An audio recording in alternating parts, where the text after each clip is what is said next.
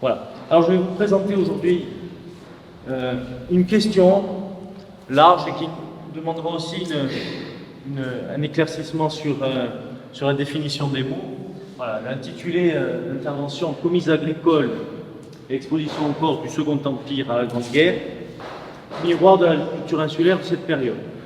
Alors, c'est une question qui nous intéresse particulièrement en raison du rôle des structures, des organisations agricoles durant le XIXe siècle, pour voir un petit peu comment cette agriculture insulaire, dont on a souvent des éléments de type rapports préfectoraux, articles de la presse insulaire ou nationale, avec souvent des images déclinales ou des éléments qui sont repris à l'envi. Et à travers cette étude, je vais essayer, sans être trop rébarbatif, de vous donner un petit peu la chronologie, la chronique, on va dire, de la structuration de ces organisations agricoles et voir un petit peu les frontières floues entre les différents types d'organisations et montrer aussi quels sont les acteurs de ces organisations agricoles durant la période et le rôle, leurs actions, bien évidemment, en faveur du développement agricole, économique au sens plus large de la Corse. Alors, juste un petit point de méthodologie de source, voilà, pour cette petite diapo pour vous montrer de quelle manière un petit peu le travail s'est construit. Alors, essentiellement à partir des fonds d'archives, des archives territoriales, en particulier les rapports préfectoraux et des sous-préfectures, également les délibérations du Conseil général de la Corse durant la période étudiée, et puis également une étude assez exhaustive de la presse insulaire. Dans un premier temps, le Journal de la Corse, qui est l'organe, on va dire, officiel du Conseil général, mais également, à partir de la fin du Second Empire, une étude de la presse insulaire jusqu'à la Grande Guerre, de façon assez minutieuse et sur la question. Et puis également d'autres sources bibliographiques, etc. Alors, rapidement, pour vous donner un état, on va dire, un découpage chronologique de l'intervention, voilà, j'ai découpé en 4 temps qui correspondent, me semble-t-il, aux pulsations. J'ai employé cette analogie, on va dire, un petit peu médicale ou cardiaque de ces organisations pour voir un petit peu l'évolution. Est-ce qu'il y a une forme de linéarité? Est-ce qu'on a des soubresauts, une arythmie, avec des changements selon les périodes et selon les événements historiques? Alors, dans un premier temps, 1851-1869, les commises agricoles, les organisations agricoles sous le Second Empire. Dans un deuxième temps, la conquête républicaine et comment réagissent ces organisations et comment évoluent-elles à ce moment-là.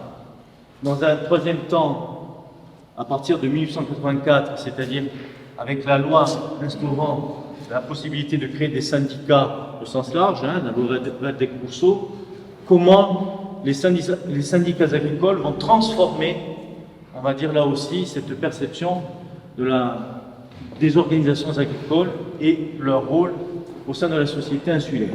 Et puis un quatrième temps, à partir du début du XXe siècle, jusqu'à la Grande Guerre, j'ai intitulé ce temps historique l'âge d'or des organisations agricoles, en raison de la multiplicité et de la multiplication de ces organisations, et puis surtout d'une volonté importante à ce moment-là de transformer les choses en particulier avec l'initiative privée. Alors, dans un premier temps, comice et promotion agricole sous le Second Empire. Comice, tout de suite, vous voyez des guillemets, parce que sous ce vocable, on a plusieurs interprétations et plusieurs définitions possibles. Pour faire un petit point historique, pour remonter un petit peu dans le temps, à partir de la fin du XVIIIe siècle, on a des structures, en particulier les sociétés d'agriculture. Et cette notion de comice agricole apparaît dans les années 1818, en particulier sous l'initiative de Decazes, qui s'inspire des structures qu'il a pu observer, en particulier en Angleterre. Et sous ce vocable comice, on entend tout simplement une organisation des agriculteurs, une organisation des propriétaires, afin de promouvoir les nouvelles techniques agricoles, le matériel agricole, et créer une forme de société, de collectif dans les différents territoires. Et on a l'émergence de ces structures organisées à partir des années 1820-1830 partout en France. Et en Corse, une particularité de la Corse, mais pas uniquement de la Corse, plutôt de la diagonale, on va dire, du sud de la France, les comices agricoles ne connaissent pas un grand développement à ce moment-là, à l'opposé du Grand Ouest de la France. On a plutôt une autre organisation, excusez-moi, la Société d'agriculture, qui va jouer ce rôle.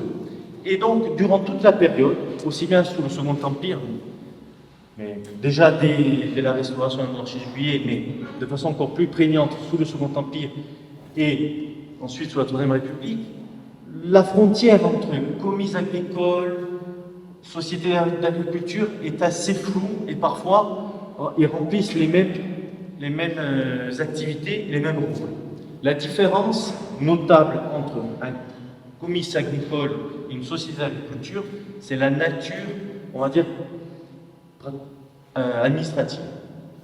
Le comice agricole est plutôt d'essence privée, alors que la société d'agriculture a une base, on va dire, de structuration administrative de la part en particulier des autorités politiques et administratives, préfectorales, essentiellement à partir du Second Empire. Alors, rapidement, en Corse, la première structure véritablement, à partir de 1852, c'est la Société centrale d'agriculture, sciences et arts du département de la Corse, et se structure en 4 sections. Je passe rapidement. Et en mars 1853, on a la création de sociétés d'agriculture d'arrondissement. Arrondissement de Bastia, arrondissement de Sartène, arrondissement d'Ajaccio, arrondissement de Portet et l'arrondissement de Calais. Dans chaque arrondissement, on structure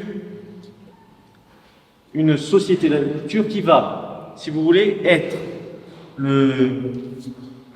l'organisation qui va fédérer les notabilités rurales, les propriétaires terriens, afin d'avoir à la fois un poids politique et également une place, on va dire, de promotion agricole à ce moment-là. Alors, quelques œuvres de promotion. Alors, quelles sont les premières mesures? On a tout de suite un arrêté du préfet du 6 mai 1854 qui va instaurer une série, on va dire, on ne peut pas concevoir une société d'agriculture sans un objet de promotion. L'objet de promotion, c'est le concours agricole. Et dans ce concours agricole, qui est une forme d'œuvre de publicité à la fois des techniques, des actions des notabilités rurales dans leur territoire respectif, on arrive rapidement à avoir un grand succès de ces concours agricoles à ce moment-là. Alors, les sociétés d'agriculture vont par des rapports précis et détaillés prendre l'initiative des demandes et récompenses. Ça, c'est l'esprit qui est instauré à partir de 1854. Alors, très rapidement, dès 1855, on a de nombreux concours qui souvent sont combinés avec les périodes des foires agricoles des différentes régions. Si je reviens un petit peu en arrière dans l'histoire de ces moments, on va dire, de rencontres et de structuration du monde agricole, par exemple la foire d'Île-aux-Rousse est instaurée en 1829 et la foire du Nio, loin à Casamance, est instaurée dans les années 1830. Donc, tout de suite, ces concours agricoles sont l'occasion de promouvoir des nouvelles techniques, et en particulier, dès 1855, on a de nombreuses références, par exemple, à la charrue Dombasle, qui est, on va dire, l'objet phare à ce moment-là, du point de vue de l'évolution des techniques. Alors, je vous ai quelques exemples comme ça. Hein. Certains propriétaires font des efforts, ça c'est ce qu'on retrouve dans les comptes rendus. Et simplement, puisque nous sommes à l'âme, voilà, M. Berthola de l'âme, en particulier, famille Gahui et le Campil, on voit bien une structuration des notabilités rurales à ce moment-là et leur place prépondérante dans ces structures. Alors, multiplication des concours agricoles d'arrondissement, mais également le conseil général va faire la promotion d'un concours départemental, d'un concours régional annuel, et qui aura pour objet véritablement de fédérer à l'échelle de la Corse les différentes initiatives. Et ce concours régional départemental, il va chaque année changer de lieu de diffusion. On va faire un cycle tournant dans chaque arrondissement. L'objectif, c'est véritablement d'essayer de fédérer à l'échelle du territoire insulaire l'ensemble des initiatives de cette période. Alors, par exemple, en mai 1855, à Bastia, voilà, examen des bestiaux, concours de charrues et des laboureurs sur la place Saint-Nicolas. À ce moment-là, on a des démonstrations, on a des éléments, je dirais, assez concrets de l'activité agricole. Alors voilà, je reviens sur quelques exemples précis. Et dans le cadre de ces concours agricoles, l'objectif c'est aussi de récompenser les plus belles initiatives, les activités les plus modernes.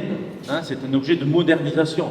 Le concours agricole, c'est un objet de modernisation. Alors, par exemple, M. Berthola de l'âme, après avoir greffé, a obtenu une récompense de 100 francs à l'époque, le plus grand nombre de sauvageons d'oliviers, en 1857, au concours agricole de l'arrondissement de Calvi. Et dans un autre registre, le concours agricole situé dans l'arrondissement de Sartène, en 1858 par exemple, M. Seller Urbain, Charon-Ajaccio, a été récompensé pour avoir fait la démonstration et présenté une machine à égrener le maïs en 1858.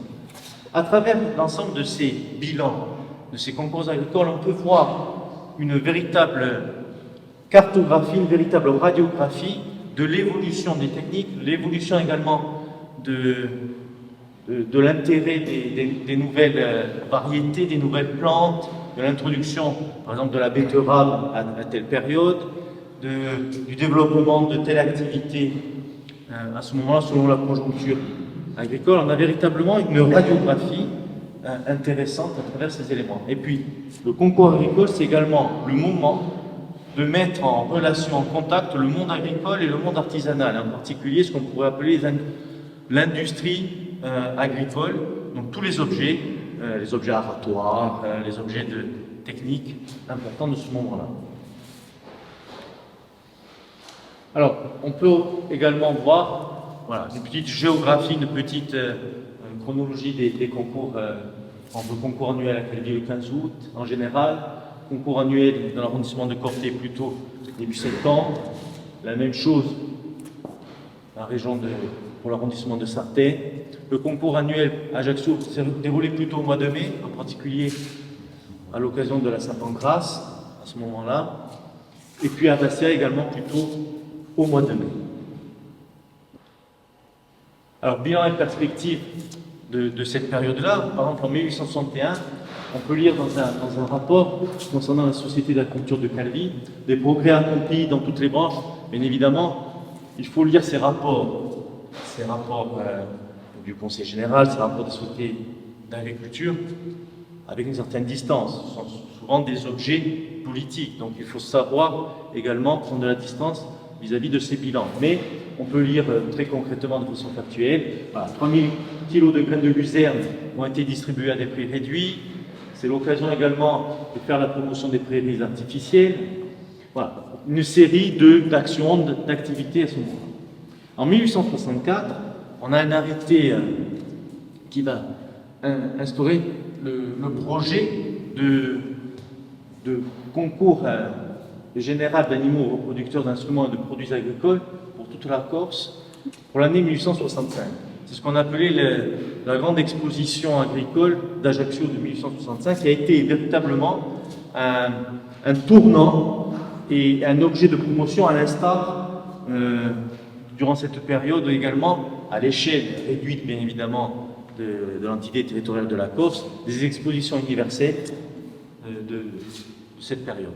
C'est la volonté de transposer à l'échelle régionale une œuvre de promotion, de publicité, de la modernisation de l'agriculture et des différentes activités artisanales, industrielles à ce moment-là. Alors c'est un grand succès, hein. Je ne vais pas revenir dessus de façon détaillée. Marco Cini, en particulier dans son ouvrage de modernisation de la Corse, on a largement fait l'analyse. Et par exemple en 1865 également à ce moment-là, on a le projet d'installation d'une foire à bestiaux à Saint-Pancras, à Castellar-Rigazine, de façon structurée à ce moment-là. On essaie de définir également, selon la nature, selon l'identité des régions, de promouvoir certaines activités plutôt que de faire une activité plurielle partout. Alors voilà, simplement une vitrine exceptionnelle. Voilà, ça c'est le compte-rendu de l'exposition générale de 1865. Simplement le document. Et rapidement, aussi à cette période-là, là c'est un compte-rendu d'Anthony Hamon qui dresse l'analyse de l'enquête agricole de 1866 qui a été lancée à l'échelle nationale. Et encore, cette grande enquête de 1866 est un document majeur pour connaître également cette période-là et les actions de modernisation et de promotion de l'agriculture moderne pour la période. Et c'est en particulier la crise des céréales, la crise céréalière, qui va entraîner cette volonté de promotion, cette volonté, à travers cette enquête nationale, de promotion des nouvelles techniques. Alors, rapidement, par exemple, pour la région de Corté, cet espace-là a souvent été le champ de foire de Corté à ce moment-là. Voilà, c'est un petit rappel simplement photographique. Alors, durant cette période, ce développement également fait un petit point, un aparté sur les activités et en particulier les cultures qui connaissent un essor important. L'arboriculture est l'objet de développement important au XIXe siècle. Il a été un objet de développement également durant la modernité, mais au XIXe siècle, et en particulier sous le Second Empire, on a de nombreuses campagnes de développement de l'arboriculture. Et pour faire un petit peu un bilan à l'échelle de la Corse, entre les trois cultures arboricoles les plus connues, châtaignier, olivier et vigne, si on fait une répartition, on va dire une comparaison entre ces trois cultures, à l'échelle de la Corse, on a ce prorata entre ces trois cultures. On a à peu près 32 000 hectares recensés de châtaigniers, un peu plus de 12 000 hectares également d'oliviers, et pour le début du Second Empire, grosso modo 11 000 hectares de vignes. Voilà un petit peu l'état de l'art au niveau de ces cultures. Et si je fais un petit focus sur le canton de l'Arve, dans les années 1860-1870, à travers l'étude cadastrale, à travers le cadastre napoléonien, là aussi la répartition, on voit bien, ça correspond aussi à ce que l'on connaît, entre guillemets, à travers la morphologie. Les oliviers représentent 85%, on a une part réduite des vignes, et bien évidemment les châtaigniers de façon sporadique dans les zones montagneuses. Pour l'ensemble du canton, ça couvre Pietra Alba, Bourtaga, et là, à ce moment-là. Voilà, quelques éléments un petit peu statistiques rapides. Et dans l'arrondissement de Bastia, par exemple, si on prend le Cap Corse dans son entièreté, entre guillemets, entre la façade ouest et la façade est, également une répartition à l'échelle des registres, des cadastres des différents villages. On peut retirer ces pourcentages-là au niveau de l'équilibre entre ces trois cultures. Voilà. Rapidement également le document de l'enquête agricole de 1866. On a ce rapport intéressant à titre indicatif. Vous pouvez également le télécharger sur le site de Gallica, de la BNF. C'est un document intéressant. Voilà. Chacun y trouvera des éléments informatifs. Et là, à la fin du Second Empire, on a un changement de situation. Bien évidemment, vous le savez, un changement de situation politique. Et la première question qu'on peut se poser, est-ce que cela va entraîner un changement d'État, un changement de situation pour ces organisations agricoles? Alors, durant cette période-là, 1870-1884, j'ai intitulé cette partie Organisations agricoles et conquêtes républicaines. Et on va avoir à la fois une adaptation des structures et également une continuité. Alors, on peut lire à travers l'étude exhaustive des rapports préfectoraux et également des délibérations du Conseil général, la coloration de cette adaptation et la coloration également de la continuité. Le 10 août 1871, à travers une loi assez précise sur le monde agricole, on va édicter quelques règles précises. En particulier, le Conseil général, organe politique et administratif également, mais organe politique surtout par essence, peut aider, peut prévoir des subventions pour les sociétés d'agriculture d'arrondissement, mais au préalable, il doit demander l'accord de l'État. C'est une structuration, on va dire, verticale, et cette structuration verticale, elle est à la fois une contrainte, on va dire, politique administrative. Et donc si on étudie l'évolution tout simplement de la nature des subventions et de la qualité des subventions pour chaque société d'agriculture, on va voir aussi bien à la fin du Second Empire et durant toute la période là même qui dépasse cette partie-là de 1870 à 1884, on peut faire le même lien jusqu'aux années 1900, le niveau de subvention pour les différentes sociétés d'agriculture de chaque arrondissement est pratiquement le même pendant 40 ans. Chaque année, à quelques exceptions près, et avec une modulation limitée, on a exactement les mêmes subventions, le même montant de subventions pour chaque arrondissement en ce moment. C'est une question, on va dire, économique quantitative, mais qui est intéressante pour voir l'évolution à ce moment. Alors cette décennie, elle s'ouvre véritablement sur deux préoccupations majeures. Et ces deux préoccupations majeures, c'est la menace phylloxérique, le phylloxéra, et puis également le respect de la police rurale.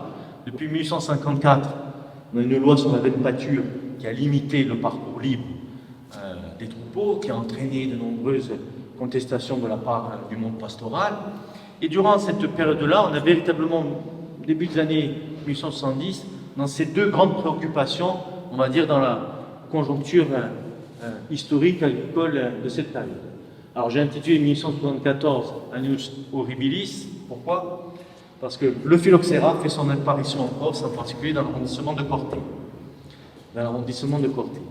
Le phylloxéra, c'est un puceron, un parasite, qui a été introduit en particulier des Amériques, des États-Unis essentiellement, et qui est arrivé en France, je pense sous le contrôle de M. Verger Franceschi, par le port de Bordeaux, dans différents échanges commerciaux, en 1863, et qui a entraîné très rapidement, pour un petit point historique, qui a entraîné très rapidement le ravage, la destruction des vignes, bien évidemment en France, mais à l'échelle européenne. Et en Corse, il faut attendre ce 1874 pour voir l'apparition du phylloxéra. Et cette question-là, aujourd'hui, avec notre regard actuel, peut-être on ne mesure pas le quotidien des structures, de la société à l'époque, mais ça a été véritablement un traumatisme. Et à partir de 1874, le phylloxéra, de façon inexorable, va se répandre dans l'ensemble du territoire insulaire et va toucher toutes les parties et tous les vignobles insulaires. Alors véritablement, à ce moment-là, c'est une question majeure, c'est une préoccupation majeure. Et les sociétés d'agriculture, les comices agricoles, ces structures de connaissance, de promotion, vont se mobiliser sur cette question. Et en 1876, de la part du Conseil général, on veut également, là c'est un petit point précis historique, on veut contrôler, on veut connaître véritablement la production de ces sociétés d'agriculture. Et à partir de 1876, le Conseil général demande un état, un rapport annuel de la part des sociétés d'agriculture sur leurs actions durant l'année civile écoulée, afin de mesurer l'emploi des subventions délivrées à ces sociétés d'agriculture. Alors, 1879-1880, mise en place de projets de concours agricoles, une nouvelle fois comme sous le Second Empire, mais cette fois-ci, on va dire dans un esprit républicain, pour l'ensemble des arrondissements de l'île. Et en 1880, face à cette menace du phylloxéra qui grandit de jour en jour, les subventions, par exemple, les subventions des sociétés d'agriculture vont être affectées également directement à l'action de lutte contre le phylloxéra. Donc on voit bien la tension au Sénat. Alors là aussi, pour vous illustrer directement, concrètement, l'impact du phylloxéra, en particulier sur le vignoble insulaire. Alors, par exemple, pour le canton de Gourd, si on fait un comparatif entre les surfaces viticoles du cadastre napoléonien, on va dire de 1840 jusqu'aux années 1880, et si on le met en comparaison avec les relevés et les matrices cadastrales des années 1911, on voit très nettement partout en Corse, à l'exception de quelques communes, on voit tout de suite l'impact concret. Par exemple, pour le canton de Louvre, pour les différents villages, pour le village de Louvre, on a une chute drastique de plus de 146 hectares de vignes. Alors 146 hectares, comme ça en absolu, ça peut être peu, mais 146 hectares sur 180, voilà, quel est le ratio? On a une chute en moyenne entre 60 et 85% des surfaces viticoles dues à la crise phylloxérique dans l'ensemble des cantons de l'île, à exception du Sartenay, qui a pu développer, en particulier dans la vallée de l'Orto, sur des sols qui contiennent du sable en particulier, et qui ont limité l'impact du phylloxéra. On a une deuxième juste pour la petite histoire, entre guillemets, de l'histoire viticole et de la relation au phylloxéra. Le cordon lagunaire. Le cordon lagunaire de l'étang de Bigoul et l'étang de Tourly, bien évidemment, sol sableux. C'est à partir des années 1880-1890 que plus de 400 hectares de vignes ont été plantés sur le cordon lagunaire.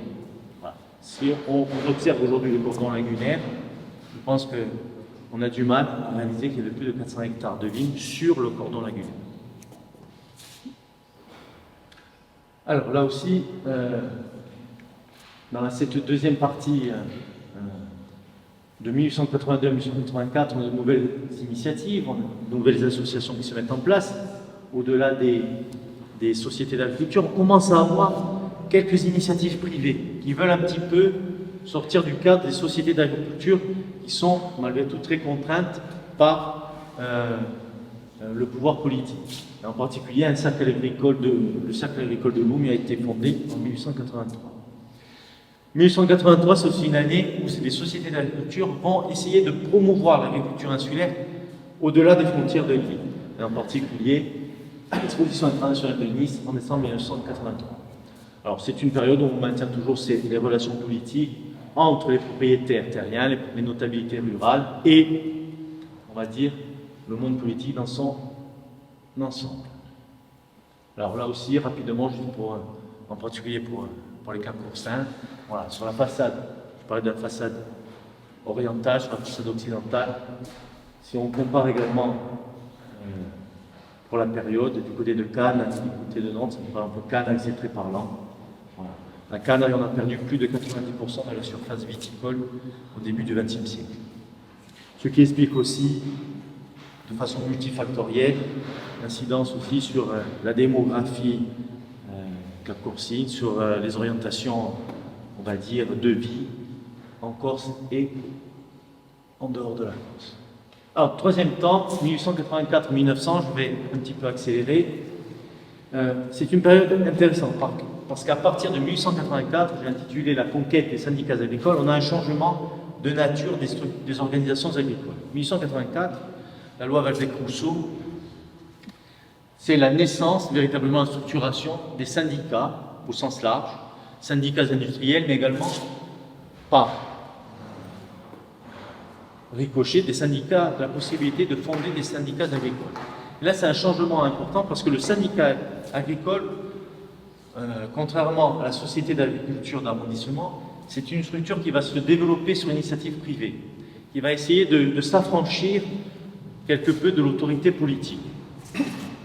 Donc, on a toujours, à ce moment-là, une coexistence des sociétés d'agriculture d'arrondissement, pour les 5 arrondissements, excusez-moi. Et puis, en même temps, on va avoir le développement de ces syndicats agricoles qui ont, si vous voulez, une nature beaucoup plus précise, beaucoup plus professionnelle à ce moment-là. Voilà, projet ministériel, également des champs de démonstration et d'études.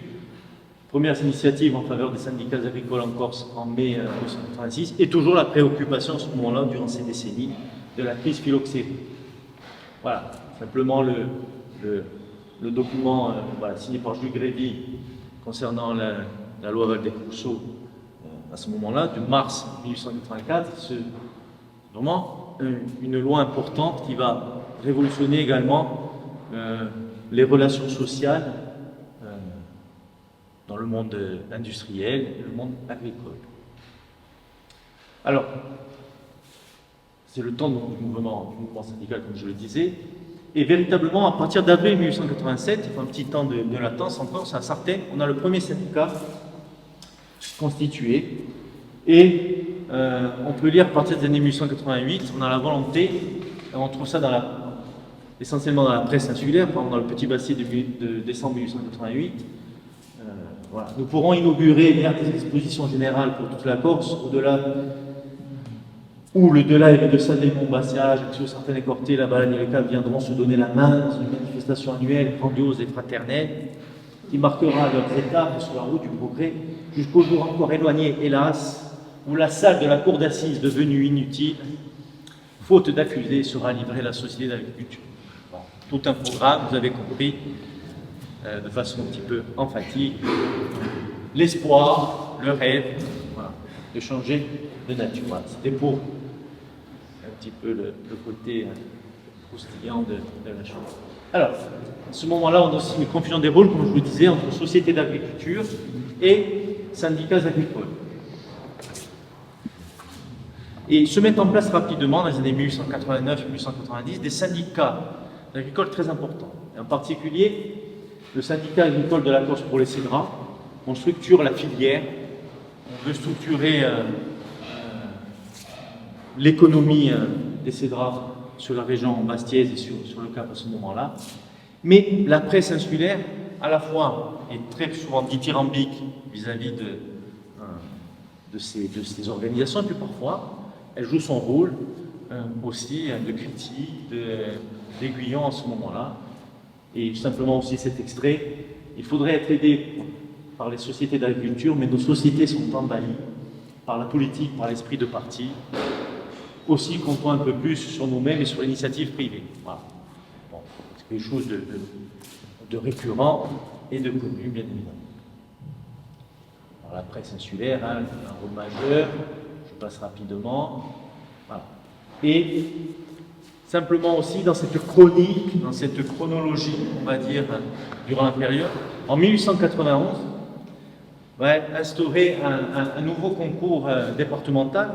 En fin de compte, il fait écho au concours régional départemental de 1865, de la fameuse exposition de 1865. Il faut attendre plus de 25 ans pour voir une nouvelle initiative véritablement d'importance majeure à ce moment-là, 1865-1891. Et là, dans cette décennie des années 90, 1890, on a de nombreux syndicats qui sont créés dans l'ensemble des micro-régions de l'île. Voilà, du côté d'Aude, à Calenzane. Et en septembre 1890, simplement pour vous faire remarquer, là aussi, entre la diaspora corse, continentale en particulier, et la société insulaire, on a toujours ce rapport de relation et d'inter-communication, la volonté de promouvoir aussi bien en Corse et en dehors de l'île l'activité économique, la promotion de la Corse au sens large. Et l'Union Corse, qui est une association de Corse du continent, en particulier de hauts fonctionnaires, de notables agricoles également, vont essayer aussi de faire la promotion de la Corse à travers leurs initiatives. Ils sont affiliés à la Société des agriculteurs de France et ils vont faire la promotion de l'agriculture insulaire en dehors de la Corse, mais également en Corse en subventionnant des concours agricoles et en permettant de fournir des récompenses pécuniaires. Alors là aussi, lors du congrès de la Société des agriculteurs de France, va se réunir à Ajaccio en 1891 à l'occasion de cette exposition de 1891. Donc on a la volonté aussi de faire connaître au plus près l'agriculture insulaire à ce moment-là. 1892, développement du syndicat agricole de Bastia, ça c'est un élément majeur, et on voit à travers, ensuite on a d'autres initiatives, Olette, à Campo-dell'Oro, dans la région ajaxienne, de syndicats agricoles multiples. Et c'est intéressant pour voir également l'évolution à travers les bilans de ces concours agricoles et de l'activité de ces différentes organisations agricoles. On peut voir également l'évolution, on va dire, de la modernisation de l'agriculture, en particulier l'emploi des engrais chimiques. À ce moment-là, c'est quelque chose de très révélateur de la modernisation, on va dire, de l'agriculture. Et il y a un autre élément intéressant que l'on peut retrouver, on peut en faire, si vous voulez, une lecture exhaustive, et ça permet de donner une identité, là aussi, et de donner des éléments de conjoncture de l'activité agricole, à travers les conférences réalisées par les professeurs d'agriculture dans les arrondissements. Chaque arrondissement avait un professeur d'agriculture, et ces conférences agricoles, par la nature de leur sujet, on voit là aussi les pulsations, on voit l'importance de certaines questions, la prégnance de certaines questions à certains moments, qui permettent aussi d'expliquer la conjoncture agricole du moment. Là, par exemple, pour l'année 1894, on a une série de conférences. On peut voir également donc, le thème, la thématique de ces conférences, et également le nombre approximatif des auditeurs. Pour l'année, à l'échelle de la Corse, on a plus de 2000 personnes qui ont participé à ces conférences. Alors, au-delà de cette vision des notabilités présentes uniquement dans ces structures, il faut un petit peu modérer cette vision, car plus de 2000 personnes correspondaient également à la présence de métayers et également, on va dire, de strates sociales moins élevées dans ces conférences. Voilà. On a une percolation plus importante de la société à ce moment-là. Là aussi, multiplication et régularité des concours agricoles, mobilisation contre le phylloxéra à ce moment-là. Et dans la fin des années 1890, on a une mobilisation du monde de l'éducation, en particulier des instituteurs, pour qu'ils soient des acteurs et pour qu'ils soient des promoteurs de la création des syndicats agricoles. Alors ça, c'est non seulement sont des acteurs de la diffusion de la connaissance, mais également de la structuration du monde du syndicat. 2 minutes 5. Très bien. Non. Voilà. Rapidement, là aussi, quels sont les objectifs à ce moment-là des syndicats agricoles? Former un comité d'initiative, protester contre l'écrasement des impôts, contre la pression fiscale, former une société agricole de crédit d'encouragement, très important, fonder un journal agricole pour diffuser l'information, et puis former dans chaque canton une société d'agriculture qui seconderait la grande société d'agriculture. Je passe rapidement.